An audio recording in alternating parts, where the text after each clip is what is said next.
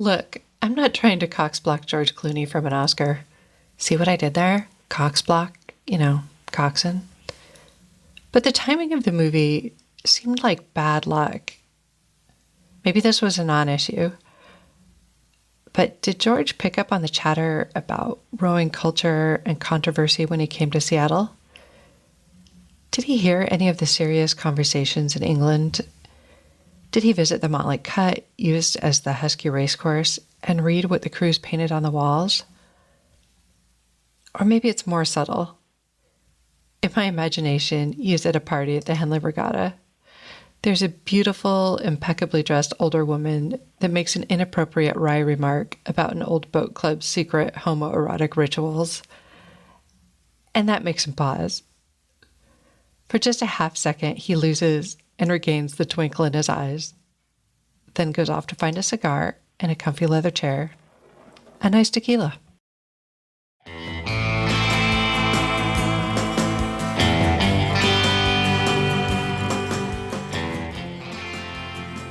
What goes on behind those creaky old boathouse doors? Who's invited and who feels comfortable? Who's safe and who thrives? Who stays and why do some leave?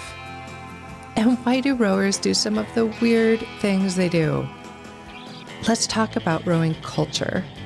And this time, let's do it from the perspective of the third boat. I'm Jen Butler. This is the Third Boat Podcast.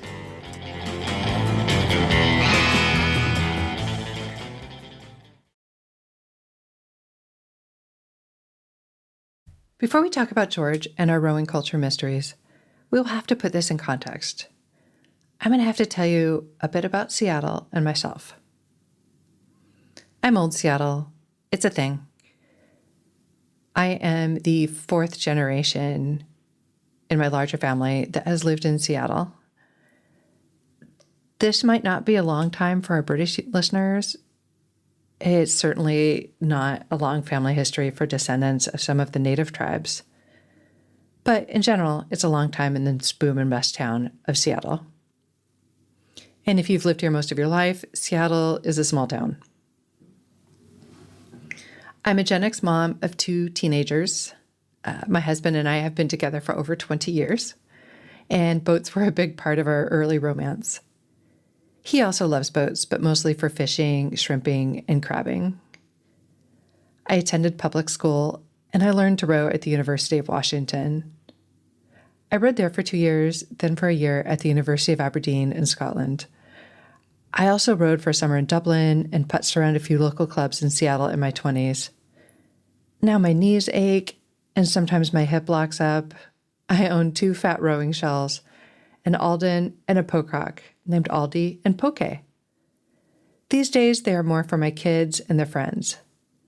And I was not a threat to the Olympians on my team at Washington.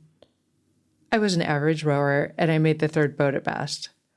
I was okay for someone who golfed in high school, but I still love the sport.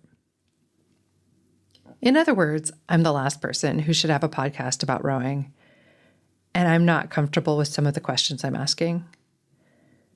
Since Boys in the Boat came to town, I have become aware of even more stories that will never become films. But these stories, they're fascinating. I'm still processing them. This podcast will be from the perspective of the third boat. These are the boats that didn't make it to the Olympics by choice, genetics, fate. We don't hear about these boats because they're too old, too slow, or the wrong team. They may be next to you, but they're different. Because of the way we tell history, the third boats fade away into the mist. And yet, they may see things differently. They may have seen more. So let's walk the course of this podcast. This podcast is for both rowers, people who are considering rowing, and people interested in cults, organizational behavior, and team dynamics. We will talk with people about their experiences in the 1970s, the 1990s, and the 20s of this century. As we move through history, we will move from my hometown, Seattle, Rowtown, USA, to 550 miles south of the Arctic Circle in Scotland, to Dublin, to England.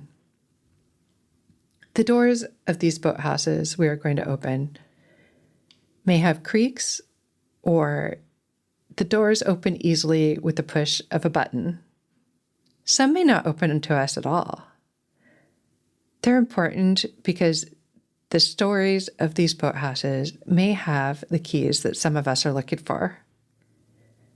And I know very well this may end up being a captain's log that no one will listen to. But I want to give these stories a fighting chance. And now, back to the story.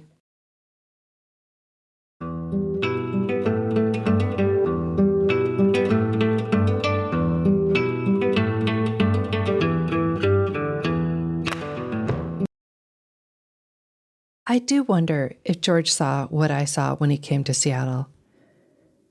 In fact, I wonder if I'm the only one who felt that when The Boys in the Boat movie came out, in some ways it was the worst time for it. Perhaps to others it was the best. It was a diversion. By reaching back to celebrate the glory of one boat, we allowed ourselves to fully and completely cheer for the sport again. And it was fun. I took my kids to see an early screening, and spoiler alert, America won. America. I think it's more likely that George didn't sense anything, but did Amal? By filming in England, George would have had exposure to British rowing culture, and I could tell you it's different. Granted, it was a while back, but I rowed here, I rowed there, and it's fundamentally different. It's very hard for an outsider, who's someone who doesn't row, to see the battles in the boathouses. If you're an old rower like myself, you might see just a little something. Something new painted on the motley cut, something painted over. Boat lineups or races changed. A club shut down. You might hear it in the tone of voices of old rowers on the sidelines, watching your kids play sports together. You may call old teammates and have conversations you should have had a long time ago. So I'm a bit fanciful, and I'm an overthinker at the best of times. But I thought that when the bright lights of Hollywood panned the waters of Seattle, well, I wasn't sure what they would see, but I did think that somehow the old conflicts might become visible in some way, perhaps in the motley cut, or theatrically in some sort of boat crash in the middle of the lake under a foreboding sky. That's not where it happened. It happened on the most mundane place in the world. It happened on Facebook. And it happened in a discussion about opening night, who was invited. And that's when I found out in the late 70s, the University of Washington Boathouse, the Conibear, it was Animal House.